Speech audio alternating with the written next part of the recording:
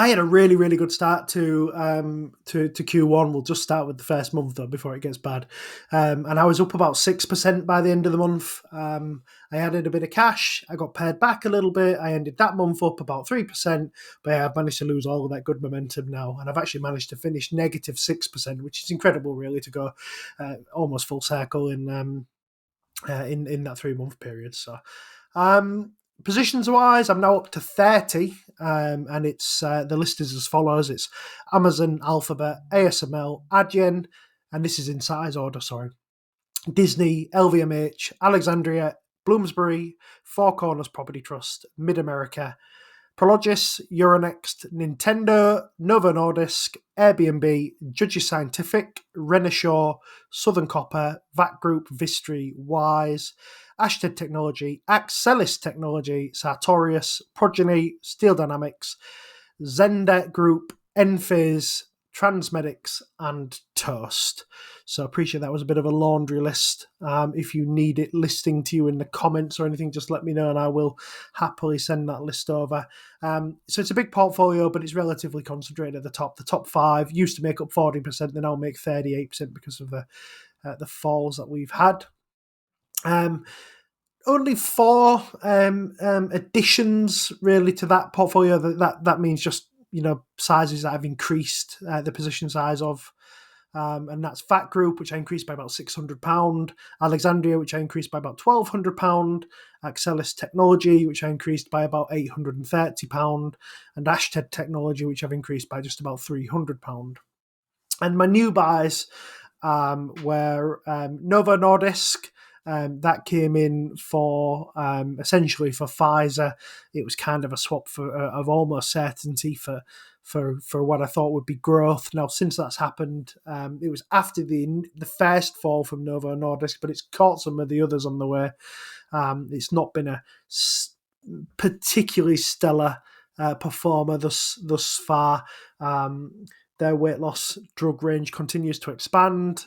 They've just bought another company to sort of solidify themselves in that market, but the test results on their compounded version of their drug, the couple of drugs they were putting together, didn't do as well as they hoped. I think it started off offering 33% weight loss and ended up, when it actually passed it, around 15%. So a huge fall in its efficacy.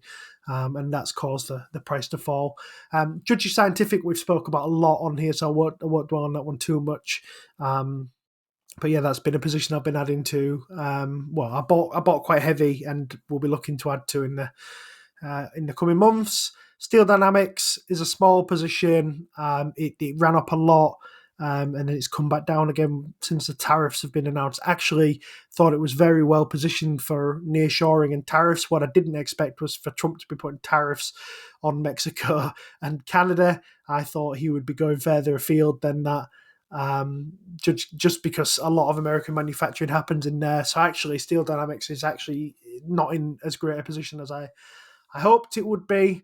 So that's one to maybe have a think about in the next quarter. Transmedics, again, we spoke about a lot, so I won't touch too much on that one. That's a very small position. Vistry, another one that's we've spoken about at length. That's become a reasonable size position, as has Renishaw, which we spoke about in this quarter. I like this company a lot, and I think it's coming into cycle. So that should be quite interesting. Same sort of idea with Sartorius as well.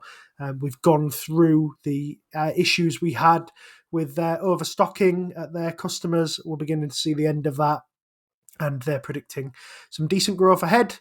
And Toast, every time we've covered it, I think Steve and I have said that we really like this company, and we wonder if the growth can continue. Well, I got sick of watching that growth continue and hoping it didn't, and I bought it after its fall from earnings, which I think it chopped about 15 or 18% off its price. I thought that might be as good as I'm going to get, so I've started to scale in, bought about £600 position, I think it is, off the top of my head, and we'll see. We'll see what I can do with it from that point onwards, Steve. That's all, though. It sounds like there was maybe a little bit in there, but that's all I've bought or added to. Any questions, Steve? Steel Dynamics is quite interesting to me. You're right in thinking that Trump has very much gone for onshoring rather than nearshoring, and that's what's really caught the headlines. I think actually, as much as anything, it's not been. People aren't wildly averse to the idea of tariffs on China, and maybe you can argue specifically that certain numbers are too high or too low or whatever, but really, I don't think that many people are that interested in the idea that Trump's getting into a trade war with the Chinese.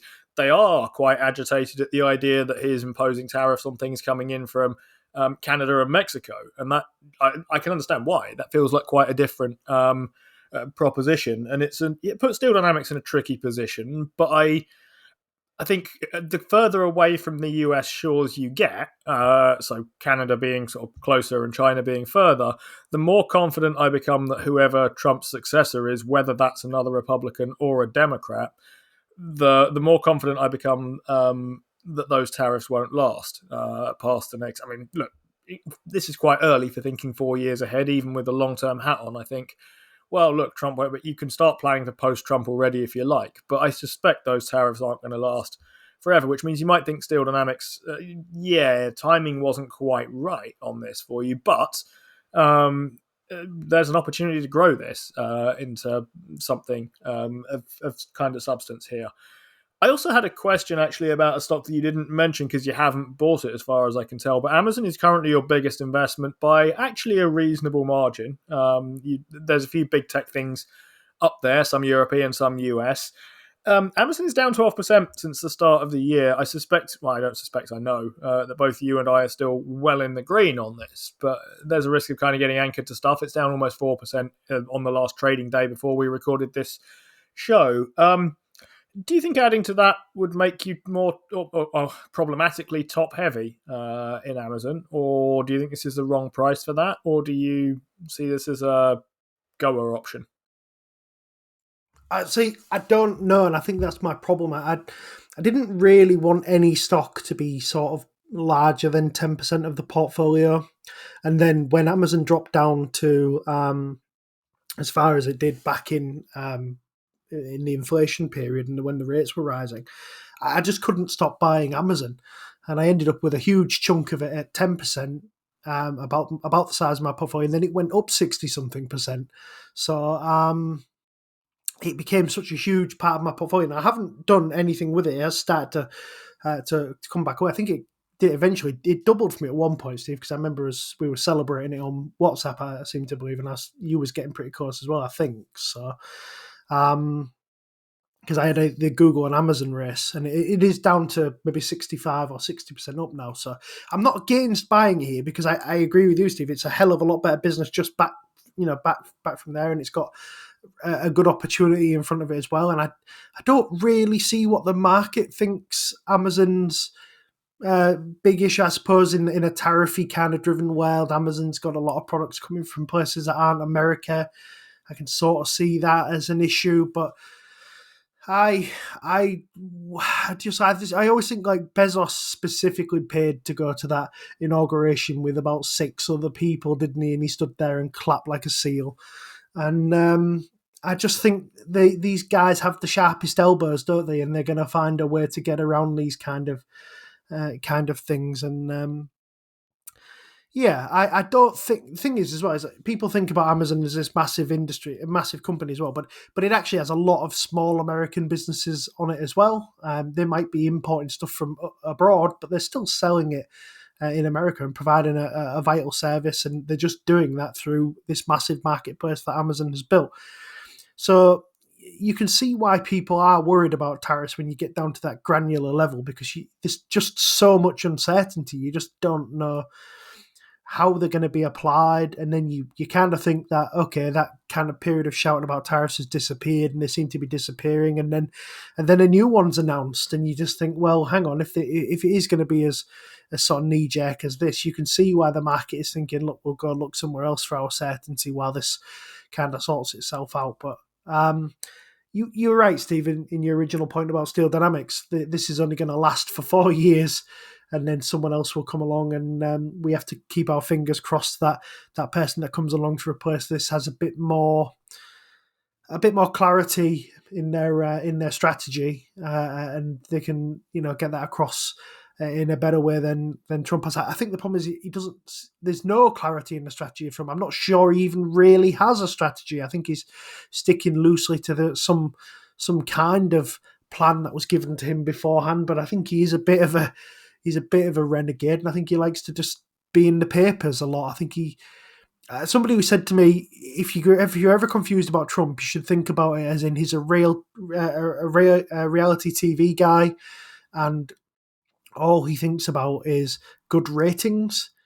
And when you think about it like that, if you're ever confused about a decision, if you just apply that slight logic to it, you can often think to yourself like, "Oh yeah, I can see he's trying to make good TV and not actually be a good president." And I wonder if that's the case. I always think maybe there's some kind of master plan under there, but I do wonder if he's capable of a master plan. So that long answer to say I don't know, Steve. Essentially, if I'm buying Amazon or not. Maybe the amount of uncertainty around Amazon pushes me away as well as other buyers at the moment. When I look at your REIT portfolio as the other part of or what I would call your REIT portfolio, the things in your portfolio that I recognise as REITs, basically, they look like they've had slightly contrasting fortunes. That's not necessarily true. It's partly a function of you buying them at different times, but there's a couple here that are fairly clearly green, and a couple of here that are fairly convincingly red as well. There's some odd. They're not necessarily the way round I would have predicted them to be if I knew that sort of about half of them were green and half of them were red. I mean, you're currently, at least on the diagram that I can see here, slightly behind on Prologis, which, as far as I can tell, is a kind of pretty much consensus buy nearly any price amongst REIT analysts. I don't love their takes on this necessarily. It's a stock that I find kind of annoying because I think people put not enough work into it and then come out with the idea that you should buy the thing, and then they get the same result as the people who do put enough work into it, and I find that kind of frustrating a bit. But given that you're kind of for this year, prediction wise, at least 3 months ago you were reasonably bullish on REITs, could be a focus area, because the two that are down, Alexandria, which we've talked about around the start of the year, and Prologis, which we haven't actually talked about that recently, but as far as I can see, not much has changed for this business. They still have their distinctive strengths, and they're able to do deals and structure them and have a decent scale and operational know-how that is still there as a durable advantage for this company. So not much has changed there, but there's other things that are down a bit in your portfolio, but could REITs be a focus area? I think most of the issue with Prologis is FX. I think I'm down about 7.5% on FX on Prologis. So it would That's all of it then.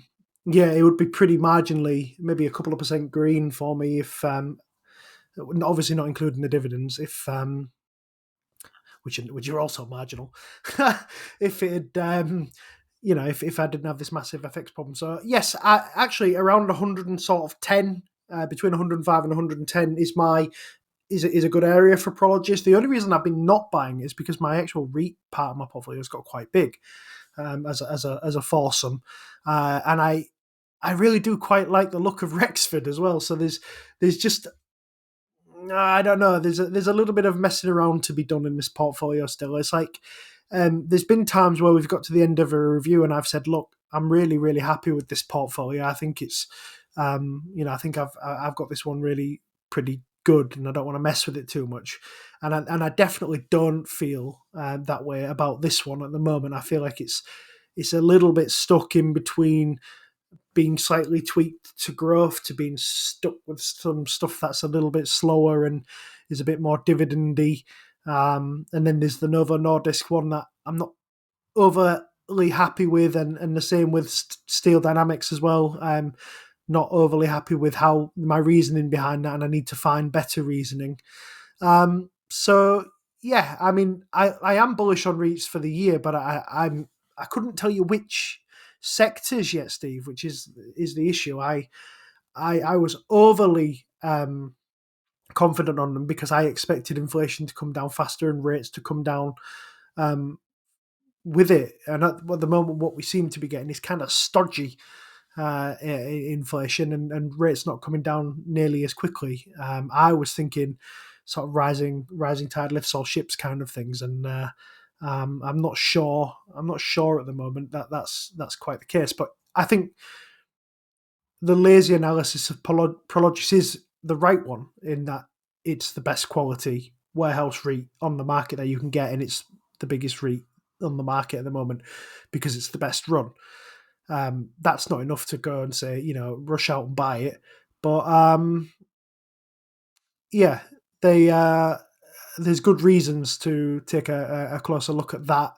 Definitely, I do spend my time looking a lot at Mid-American as well and thinking, as house prices get more and more expensive in America, the rentals are they're just going to become more of a thing, and Mid-American is the REIT with the best balance sheet to be able to capitalize on that in that sector. Four Corners. I don't want to buy any more of Four Corners, but I've got a very good stake in Four Corners. And Alexandria, I added to just before Christmas. And again, I could add to that again, I guess. And after Christmas, so I've added to it twice. So I could buy more of that as well. I don't think there's anything wrong with any of the REITs, really. I don't think there's anything fundamentally wrong with them. So yeah, they're all on the list of things I could eventually add to. You've been watching a segment from the Playing FTSE show, brought to you in association with our favourite broker, Trading 212.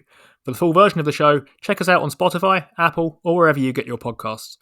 And if you open a new account with Trading 212 using the link in the description, there's a free fractional share in it for you. Just make sure that you use the code FTSE when you sign up. Terms and conditions apply, and do remember that when investing, your capital is at risk.